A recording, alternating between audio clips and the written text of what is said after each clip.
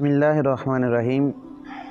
ایک صاحب نے سوال پوچھا ہے کہ غیر محرم کے ساتھ ہاتھ ملانا جائز ہے یا نہیں۔ غیر محرم چاہے لڑکا ہے یا لڑکی ہے، اس سے ہاتھ ملانا قطعاً جائز نہیں ہے اور یہ حرام ہے۔ قرآن مجید نے تو نظروں کو بھی جھکانے کا حکم دیا ہے، تو ہاتھ ملانا تو بہت دور کی بات ہے، لہذا غیر محرم سے ہاتھ ملانا جائز نہیں ہے۔ قرآن مجید میں اللہ تعالیٰ فرماتے ہیں قُلْ لِلْمُؤْمِنِينَ يَغُضُّوا مِنْ أَبْصَارِهِمْ وَيَحْفَظُوا فُرُوجَهُمْ، اور آگے وَقُلْ لِلْمُؤْمِنَاتِ يَغْضُضْنَ مِنْ أَبْصَارِهِنَّ وَيَحْفَظْنَ فُرُوجَهُنَّ، کہ غیر محرم کو نظر اٹھا کر بھی نہیں دیکھنا چاہیے۔ تو ہاتھ ملانا تو بہت دور کی بات ہے، لہٰذا ہاتھ ملانا، مصافحہ کرنا جائز نہیں ہے۔ اگر کہیں کزنز وغیرہ اکٹھے ہوں تو ہاتھ ملائے بغیر ہی بس سلام کر لیں فتنے سے بچنے کے لیے، تو بس ہاتھ ملائے بغیر ہی اس کا جواب دے دیا جائے، ہاتھ ملانا جائز نہیں ہے۔ سوال پوچھا ہے کہ ہم نماز ادا کرتے ہیں مگر ہماری دعا قبول کیوں نہیں ہوتی۔ یاد رکھیں، نماز کا ادا کرنا یہ ایک الگ فریضہ ہے اور دعا ایک الگ عبادت ہے۔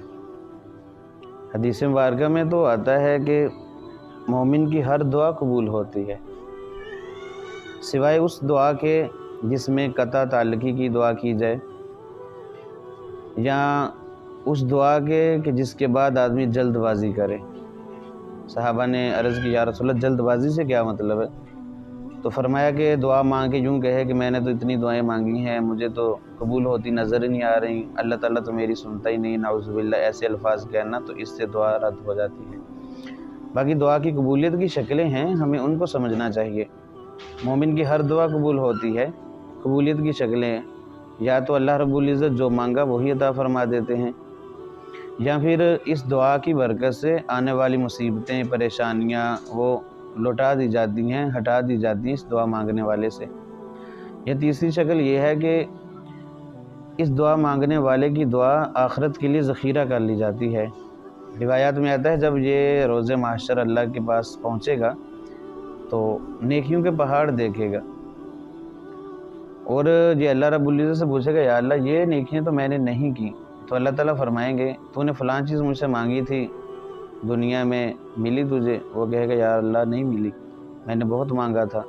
تو اللہ تعالیٰ فرمائیں گے یہ انہی دعاؤں کا ثمرہ تیرے سامنے ہے کہ میں نے آخرت کے لیے وہ ذخیرہ کر لی تھی، آج انہی کا جو اجر ہے وہ تیرے سامنے ہے۔ اس پر وہ بندہ تمنا کرے گا کہ کاش دنیا میں میری کوئی بھی دعا قبول نہ ہوتی، سب کا اجر مجھے اللہ تعالیٰ ادھر ہی عطا فرما دیتے، تو اتنا بڑا اجر اللہ رب العزت عطا فرمائیں گے۔ تو دعا بہرحال قبولیت کی چیز ہے، دعا کرتے رہنا چاہیے، اور ہر دعا قبول ہوتی ہے، کوئی نہ کوئی صورت اس کی سامنے آ ہی جاتی ہے۔ تو یہ اللہ کی مشیت ہے، اللہ تعالیٰ جیسے چاہیں اس کو قبول فرما لیں، ہمارا کام تو مانگنا ہے، تو اللہ سے مانگتے رہنا چاہیے۔ جو نہیں مانگتا اللہ تعالیٰ اس سے ناراض ہوتے ہیں، جو اللہ سے جتنا زیادہ مانگتا ہے اللہ تعالیٰ اس سے اتنا ہی زیادہ خوش ہوتے ہیں۔ تو کثرت سے دعا کرنی چاہیے، اللہ رب العزت نے حکم دیا ہے۔ سوال پوچھا کہ سب سے افضل درود کون سا ہے؟ صحابہ کرام رضوان اللہ تعالی علیہم اجمعین نے اللہ کے نبی صلی اللہ علیہ وسلم سے پوچھا تھا کہ یا رسول اللہ، ہم سلام تو پڑھتے ہیں آپ پر، درود کیا ہے، درود کیسے پڑھیں؟ تو آپ صلی اللہ علیہ وسلم نے درود ابراہیمی اللہم صلی علی محمد وعلی آل محمد الی آخرہ، یہ درود ابراہیمی بتایا تھا، اور یہی سب سے زیادہ افضل ہے کیونکہ آپ صلی اللہ علیہ وسلم نے خود اس کی تلقین کی ہے۔ باقی اس کے علاوہ بھی بے شمار درود ہیں، وہ بھی پڑھنے چاہیے، لیکن سب سے افضل بہرحال یہی درود ابراہیمی ہے۔ سوال پوچھا ہے کہ اگر دانتوں سے خون نکل آئے تو کیا وضو ٹوٹ جاتا ہے؟ جی، دانتوں سے اگر خون نکل رہا ہے تو دیکھیں گے، تھوک کر دیکھیں گے کہ اس میں تھوک غالب ہے یا خون غالب ہے۔ اگر تو خون غالب ہے تو وہ وضو ٹوٹ جائے گا، اور اگر تھوک غالب ہے، ہلکی سی آمیزش ہے خون کی، تو اس سے بہرحال وضو نہیں ٹوٹے گا۔ زیادہ خون اگر نکل رہا ہے دانتوں سے، جسم کے کسی بھی مقام سے خون یا پیپ کا نکل کر بہہ جانا، یہ نواقض وضو میں سے ہے، تو لہٰذا اس سے وضو ٹوٹ جائے گا۔ سوال پوچھا ہے کیا تصویر کے سامنے نماز پڑھنا جائز ہے یا نہیں؟ تصویر ایک تو ہوتی جاندار کی اور ایک ہے بے جان۔ बेजान चीज़ों की तस्वीरें, उनका तो कोई मसला ही नहीं है, सामने आगे पीछे जहाँ भी हो। और जानदार की तस्वीर वो सामने हो तो ये नमाज़ पढ़ना मुनासिब नहीं है, उसको पहले छुपा लिया जाए या हटा लिया जाए, फिर नमाज़ पढ़ी जाए। लेकिन अगर किसी ने नमाज़ पढ़ ली ऐसी जगह पे, बाद में पता चला, तो नमाज़ बहरहाल उसकी हो जाएगी, तो ऐसे नमाज मकरूह है। इसी तरह बस वक़्त ऐसा होता है नमाज में खड़े हैं और सामने वाला जो आदमी है उसकी शर्ट पे तस्वीर बनी हुई है, तो ऐसी शर्ट पहन के नमाज़ पढ़ना भी जायज़ नहीं है, मकरूह है। बहरहाल अगर पढ़ ली तो नमाज हो जाएगी। इसी तरह जो पीछे आदमी खड़ा है उसकी नमाज भी हो जाएगी, लेकिन इसमें कराहत है, तो तस्वीर, जानदार की तस्वीर से गुरेज़ ही करना चाहिए। बाकी एक मसला और यहाँ के बस अगर नमाज हम पढ़ते हैं, सामने शीशा है, आईना है, तो अक्स हमारा सामने पड़ रहा है, तो इसमें कोई हर्ज नहीं है, क्योंकि ये अक्स है। अक्स का हुक्म और होता है, तस्वीर का हुक्म और होता है, लिहाजा इसमें नमाज पढ़ी जा सकती है, ये जायज़ है।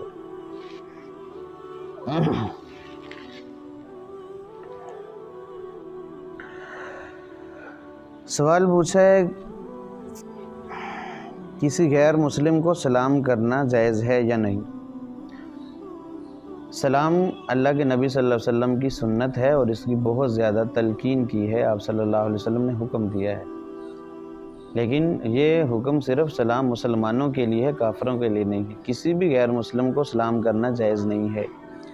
अगर आपकी दोस्ती है किसी गैर मुस्लिम से, तो आप मिलते हैं उससे, तो सलाम ना करें, बस हाल अहवाल पूछ लें उससे, तो इतनी गुंजाइश है, हाल अहवाल पूछ लेना चाहिए अखलाक के पेश नज़र, तो ये जायज़ है। लेकिन सलाम करना ये जायज़ नहीं है।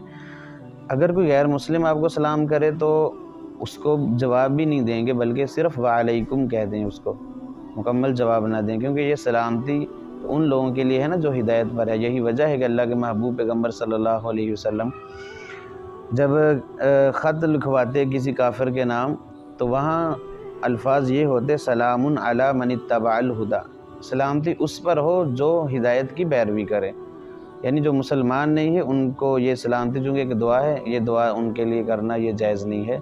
तो काफिरों से, गैर मुस्लिमों से सलाम करने में परहेज़ करना चाहिए, उनको सलाम नहीं करना चाहिए। जी, सवाल पूछा है कि मस्जिद में लोगों को सलाम करने का क्या हुक्म है?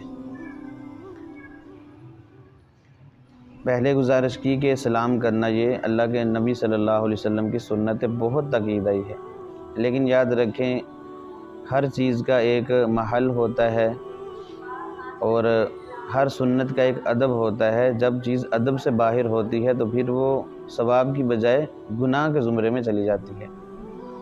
आम तौर पर मसाजिद में कोई बंदा तिलावत में मसरूफ़ होता है, कोई ज़िक्र अज़कार में मसरूफ़ होता है, कोई नमाज़ पढ़ रहा होता है, तो जो आने वाला है उसको बुलंद आवाज़ से सलाम नहीं करना चाहिए।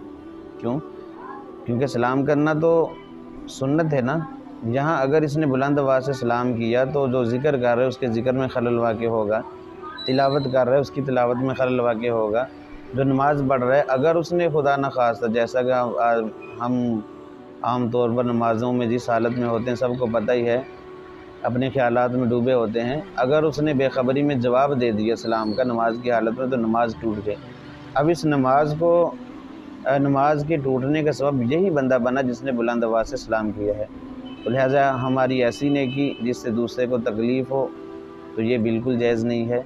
तो मस्जिद में बुलंद आवाज़ से सलाम नहीं करना चाहिए। हाँ, अगर आप आएँ मस्जिद में तो जो जहाँ बैठना है वहाँ आसपास अगर कोई आदमी है, एक दो जो बैठे हुए हैं, चुपके से आहिस्ता से उनको सलाम कर लें, अगर वो किसी ज़िक्र में मशगूल नहीं है, नहीं तो खामोशी से आकर बैठ जाएं, यही बेहतर तरीका है। सवाल पूछा, क्या औरतों का मज़ारों पर या कब्रिस्तान में जाना जायज़ है या नहीं?